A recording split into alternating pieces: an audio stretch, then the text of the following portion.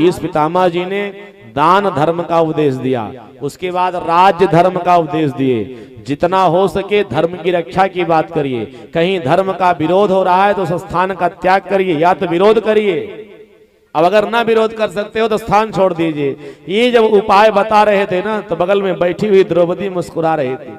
पितामह ने कहा द्रौपदी तुम्हारे मुख से हंसी क्यों आ रही है? द्रौपदी ने कहा बाबा वैसे आगे नहीं नहीं बताओ क्या बात है। द्रौपदी ने कहा ये जो उपदेश आप मुझे दे रहे हो क्या इसका पालन आपने स्वयं किया है? जिस समय भरी सभा में मुझे अपमानित किया जा रहा था, निर्वस्त्र किया जा रहा था, मेरे साथ अपराध हो रहा था, अधर्म हो रहा था, पितामह जी आप उसी सभा में बैठे थे, आपने विरोध नहीं किया, आपने खड़े होकर के उस सभा का तिरस्कार नहीं किया, आपने सभा छोड़ करके सभा का त्याग नहीं किया। एक बार अगर आप आवाज उठा करके कह देते दुशासन, दुर्योधन, द्रौपदी पर हाथ मत लगाना तो मेरी लाज न जाती। आपने क्या सही किया? भीष्म पितामह जी ने कहा द्रौपदी उस समय मैं दुष्ट दुशासन दुर्योधन का पाप युक्त नमक खाया था, इसलिए मैंने अधर्म का साथ दिया, लेकिन आज आंख उठा करके देखो मेरे शरीर में अर्जुन के द्वारा इतने बाण चुभे हुए हैं ना, सारे पाप युक्त नमक से बने हुए रक्त सब बह गए हैं, अब मेरा शरीर पावन हो गया है, पवित्र हो गया है। तब मैं आपको ये उपदेश दे रहा हूं, दान धर्मान राज्य धर्मान फिर मोक्ष धर्मान विभागसः, मोक्ष धर्म का उपदेश दिया कि मानव तन भगवान ने जो दिया है ना ये खाने के लिए, पीने के लिए, सोने के लिए, जागने के लिए नहीं, साधन धाम मोक्ष करी द्वारा अपाई न जहीं परलोक संवारा।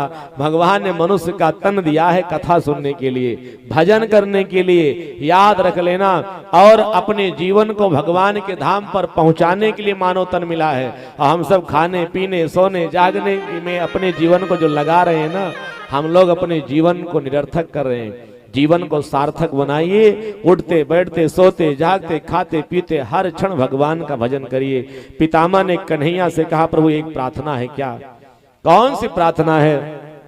उसी समय सज्जनों भीष्म पितामह ने कहा प्रभु 100 जन्म तक मुझे सब कुछ याद है, 100 जन्म तक मैं किस योनि में था, कहां था, किस जगह पर था, कई कितना मैंने क्या कर्म किया सब मुझे पता है, लेकिन किसी कर्म का ये फल नहीं है कि अर्जुन के द्वारा इतनों दिनों से मैं बाण के सर की सैया पर लेटा हुआ हूं, कष्ट सह रहा हूं, ब्रह्मा विष्णु महेश भी आ जाए मेरी मृत्यु नहीं हो सकती, फिर भी इतना दुख क्यों मिल रहा है? भगवान ने कहा पितामह 100 जन्म तक तुम्हें सब कुछ याद है ना, लेकिन 100 जन्म के पहले वाला जन्म याद करो, 101 वाला। एक मनुष्य के रूप में थे, एक बार एक रास्ते से जा रहे थे और उस रास्ते में एक सर्प को देख लिया, उसको डंडे से मार करके तुमने अधमरा बना दिया था, और उसी डंडे से सर्प को उठा करके कांटेदार वृक्ष पर तूने 101 जन्म के पहले फेंका था। उस सर्प के शरीर में भीष्म पितामह जितने कांटे चुभे थे उतने ही बाण अर्जुन के द्वारा तुम्हारे शरीर में चुभे हैं। कभी कभी होता क्या है, हम लोग धर्म करते हैं, पूजा करते हैं, पाठ करते हैं, दान करते हैं, तीर्थ यात्रा करते हैं, साधु संतों की सेवा करते हैं, ब्राह्मणों का आदर करते हैं, फिर भी जीवन में कष्ट आ जाता है, दुख आ जाता है, विपत्तियां आ जाती हैं। लोग कहते महाराज जी क्या करें? हमारे पास आते महाराज कोई उपाय बता दीजिए, हम लोग कहते भैया भगवान का भजन करो। लोग कहते महाराज सच बताएं, जब से हमने भजन शुरू किया ना तब से और विपत्ति आ गई। बोले भक्तवत्सल भगवान की, जब से मैंने कथा सुनी और विपत्ति आ गई, जब से मैंने ये दान किया और विपत्ति आ गई, जब से इस तीर्थ में गया और विपत्ति आ गई।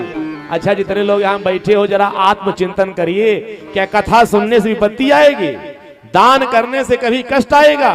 तीर्थ यात्रा करने से कभी पीड़ा मिलेगी? भजन करने से क्या कभी हमारे जीवन में रोग दोष की प्राप्ति होगी? कभी नहीं। परंतु ये सब करने के बाद जो ये कष्ट ये दुख हमको आपको भोगने पड़ रहे हैं ना, ये हमारे इस जन्म के भजन करने से नहीं, इस जन्म के दान करने से नहीं, किसी पिछले जन्म का किया गया कर्म का फल है जो हम सब इस जन्म में भोग रहे हैं। भीष्म पितामह जैसा तपस्वी, भीष्म पितामह जैसा भगवान का परम भक्त, जिसके सामने भगवान ने अपने प्रण का परित्याग कर दिया।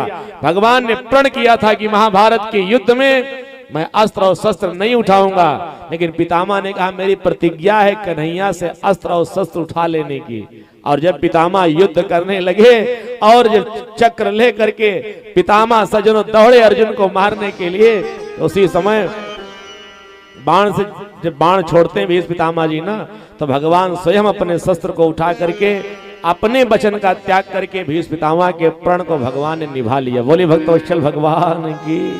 तो जिनके प्रण के आगे भगवान अपने प्रण का परित्याग कर दे, इतना बड़ा जो भगवान का भक्त है, उसके सामने इतना कष्ट, उसके जीवन में इतना कष्ट, उसके शरीर में इतनी विपत्तियां क्यों? क्योंकि 101 जन्म के किए गए पाप का कर्म का फल भोगना पड़ रहा है। तो जो हमारे जीवन में कोई पाप का किया गया कर्म का फल हमको आपको मिलता है ना, वो इस जन्म का नहीं है, किसी पिछले जन्म का है। अब प्रारब्ध के किए गए कर्म फल को भोगने के लिए ही भगवान ने मनुष्य का तन दिया है। हाँ, इस जन्म में अच्छे सत्कर्म करेंगे, अच्छे कर्म करेंगे तो हम सब अपने पूर्व जन्म के किए गए प्रारब्ध के कर्म फल को कम कर ले जाएंगे, परंतु भोगना अवश्य ही है। इसलिए जीवन में सदैव सत्कर्म करते रहिए।